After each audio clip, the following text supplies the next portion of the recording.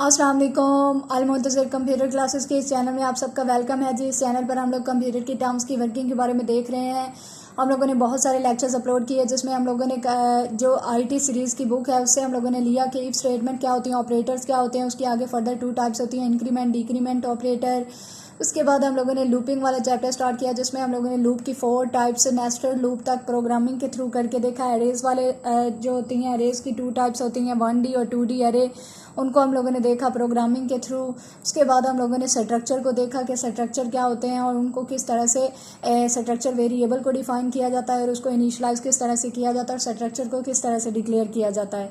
आज का हमारा टॉपिक है जी मेमोरी और रेफरेंस। आज हम लोग मेमोरी और रेफरेंस में देखेंगे कि वो क्या होते हैं और किस तरह से उनको C++ लैंग्वेज के अंदर यूज़ किया जाता है। लेकिन स्टार्ट करने से पहले अगर आप हमारे चैनल पर न्यू हैं तो प्लीज़ हमारे चैनल को सब्सक्राइब कीजिए, बेल आइकन को प्रेस कीजिए ताकि नेक्स्ट अपलोड होने वाली वीडियोस के नोटिफिकेशंस आपको रिसीव होते रहें और आप सीखते रहें। हमारी वीडियो को एंड तक देखिएगा। अगर आपको हमारे पढ़ाने का मेथड अच्छा लगा, हमारी वीडियो और नोट्स अच्छे लगे तो प्लीज़ हमारी वीडियो को लाइक कीजिएगा। कितनी अच्छी लगी है कमेंट बॉक्स में कमेंट करके ज़रूर बताइएगा। तो स्टार्ट करते हैं अल मुंतज़िर कंप्यूटर क्लासेस के इस चैनल पर। आज का हमारा टॉपिक जो कि है मेमोरी और reference. Computer memory is a collection of different consecutive memory locations these. ठीक है, ये जो कंप्यूटर मेमोरी होती है ये एक कंसेक्यूटिव मेमोरी लोकेशंस की कलेक्शन होती है। These memories locations are mentioned numbered sequentially. वो कह रहे हैं जो ये जितनी भी मेमोरी लोकेशंस होती हैं ना उनको मेंशन किया जाता है सिक्वेंशली। सिक्वेंशली कहते हैं एक सीक्वेंस की बेस पर, यानी जिस सीक्वेंस में हमारे पास वो पहले जो सी मेमोरी लोकेशन आ रही है उसको पहले हम लोगों ने मेंशन करना है और जो बाद में आ रही है उसको बाद में मेंशन करना है। इसका मतलब क्या है, सीक्वेंस, यानी एक सीक्वेंस को मेंटेन रखना है।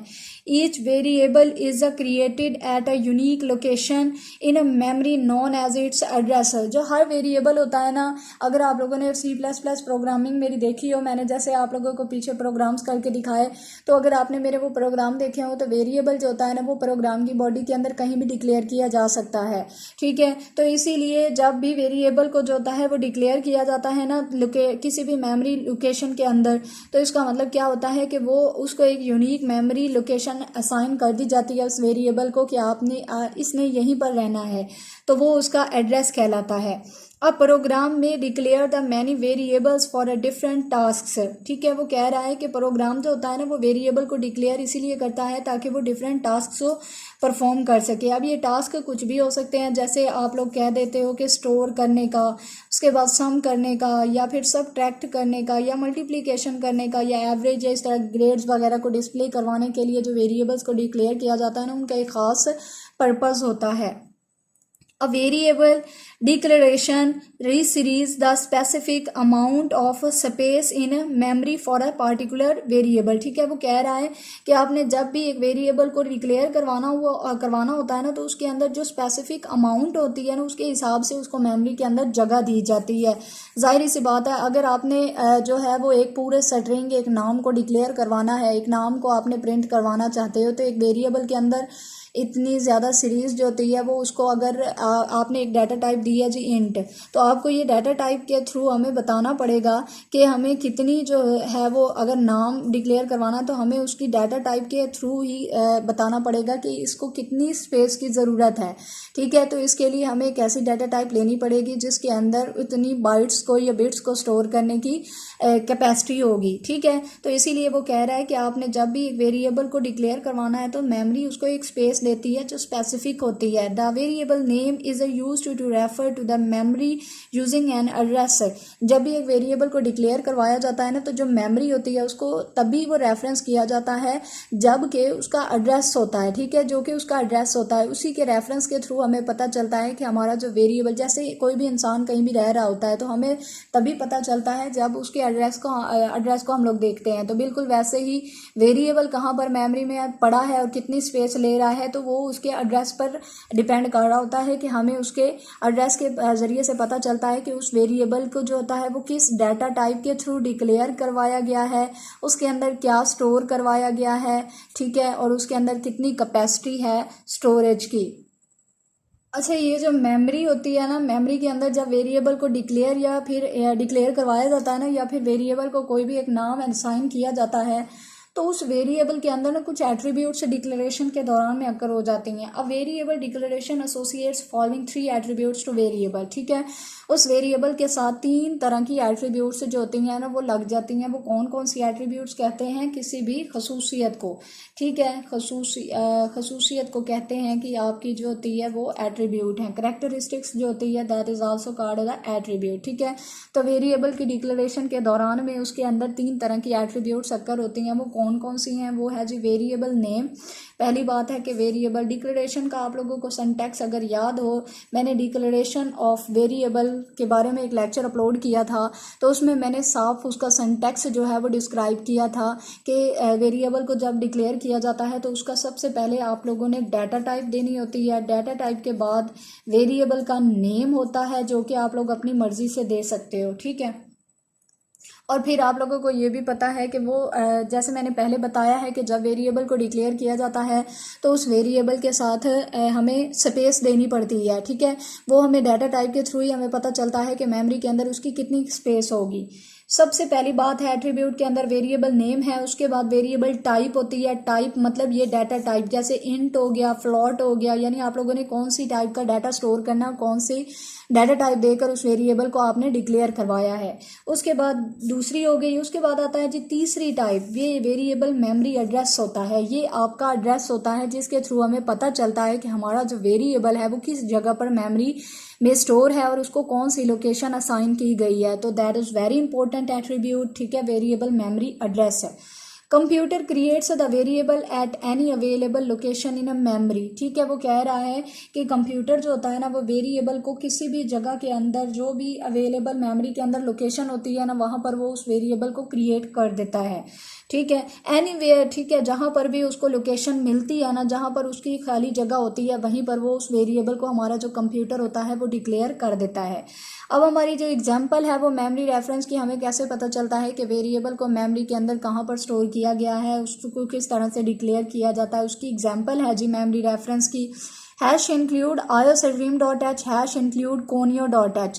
मैंने बेसिक स्ट्रक्चर ऑफ C++ के बारे में भी लेक्चर अपलोड किया हुआ है जिसमें मैंने डिटेल से बताया था कि हैश इंक्लूड क्या होते हैं, iostream क्या होती है, .h क्या होता है।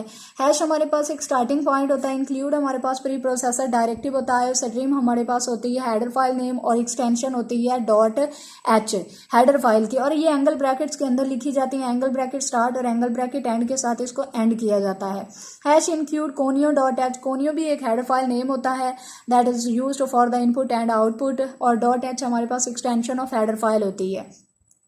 आप लोग एक प्रोग्राम के अंदर जितनी चाहे हेडर फाइल्स को इंक्लूड कर सकते हैं, that is totally depend on all the functions that you use in the body of the program, ठीक है। उसके बाद आता है जी वॉइड मेन। वॉइड हमारे पास एक रिटर्न टाइप होती है जिसका मतलब होता है नल, और मेन हमारे पास एक फंक्शन होता है, ठीक है, जो कि जितनी भी बॉडी ऑफ प्रोग्राम के अंदर जितनी स्टेटमेंट्स होती हैं ना उनकी एग्जीक्यूशन के लिए मोस्ट इंपॉर्टेंट चीज़ होती है।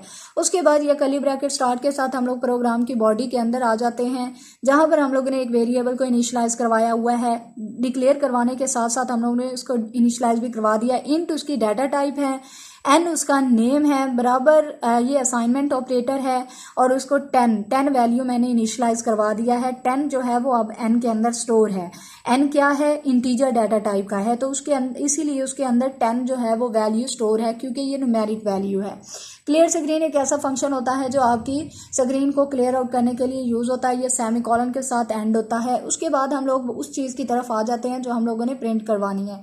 See out the value of N, ठीक है, डबल कोट्स के अंदर लिखा हुआ है तो वह एज इट इज आप लोगों का स्क्रीन पर शो हो जाएगा। द वैल्यू ऑफ एन, ठीक है, डबल कोट्स के अंदर है तो एन इस तरह से कॉलम भी लिखे हुए हैं। उसके बाद एन में जो कुछ भी पड़ा आप लोगों को पता है, एन के अंदर आप लोगों ने 10 असाइन की हुई है वैल्यू। उसके बाद एंड लाइन एग्जीक्यूट होगी जिसकी वजह से हमारा कर्सर नेक्स्ट लाइन की तरफ मूव कर जाएगा। यहाँ पर देखिए डबल कोट्स के अंदर लिखा हुआ है द एड्रेस ऑफ एन। यहाँ पर हम लोगों ने एज इट इज प्रिंट करवा देना है द एड्रेस ऑफ एन, ठीक है, कॉलन के साथ और साथ में एंड एन। अच्छा, आप लोगों को एंड एन एक ऐसा ऑपरेटर होता है जो आपके एड्रेस को मेंशन करता है। जब आप किसी भी वेरिएबल के साथ ये वाला सिंबल लगा देते हो ना तो इसका मतलब यही होता है कि उस वेरिएबल के साथ जो भी एड्रेस होगा ना उसको इसने डिस्प्ले करवाना है, ठीक है। एंड एक ऐसा ऑपरेटर होता है जो आपके एड्रेस को मेंशन करने के लिए यूज होता है। एन में 10 पड़ा है तो 10 हमें बता देगा। एन लगाने की वजह से हमें पता चल जाएगा कि मेमोरी लोकेशन उसको कौन सी दी गई है और वो मेमोरी में किस जगह पर मौजूद है और उसका एड्रेस क्या है। ठीक है, तो सपोज कर लेते हैं जी हम लोग मेमोरी के अंदर उसको ये वाली जगह दी गई है और वो इस जगह पर मौजूद है। एंड ये हमने सपोज किया है। ठीक है, एंड लाइन एग्जीक्यूट होगी, कर्सर यहाँ पर मूव कर जाएगा। ये एंड लाइन आप यूज़ करो या ना करो ये आप लोगों पे डिपेंड करता है। गेट एक ऐसा फंक्शन होता है जो आपके आउटपुट को स्क्रीन पर जितनी देर आप चाहते हो रखने के लिए इस्तेमाल होता है। कर्ली ब्रैकेट एंड के साथ आपका ये प्रोग्राम एंड होता है जिसमें आप लोगों ने एक वेरिएबल को वैल्यू असाइन करने के बाद वैल्यू को प्रिंट करवाया और फिर हम लोगों ने देखा कि जो कौन सा ऑपरेटर ऐसा है जो कि यूज़ किया जाता है कि हमारी जो वैल्यू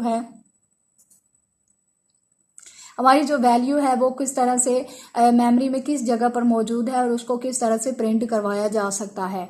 ठीक है, ये आज का हमारा लेक्चर था जिसमें हम लोगों ने डिस्क्राइब किया मेमोरी और रेफरेंस। उसको हम लोगों ने देखा कि एट्रीब्यूट्स कौन सी होती हैं वेरिएबल की डिक्लेरेशन के दौरान। उसके बाद हम लोगों ने देखा कि वेरिएबल की वैल्यू और वेरिएबल के एड्रेस को किस तरह से हम लोग प्रिंट करवा सकते हैं स्क्रीन पर। आई होप कि मेमोरी और रेफरेंस के बारे में ये वाला टॉपिक आपको समझ में आया होगा। अगर आपको हमारी वीडियो और पढ़ाने का मेथड अच्छा लगा हो तो प्लीज़ हमारी वीडियो को लाइक कीजिए, शेयर कीजिए। अगर आप हमारे चैनल पर न्यू हैं तो प्लीज़ हमारे चैनल को सब्सक्राइब कीजिए, बेल आइकन को प्रेस कीजिए। नेक्स्ट इंशाल्लाह इसी चैप्टर के एक और टॉपिक के साथ हाजिर होंगे। तब तक के लिए अपना बहुत सारा ख्याल रखिए। अल्लाह हाफिज़।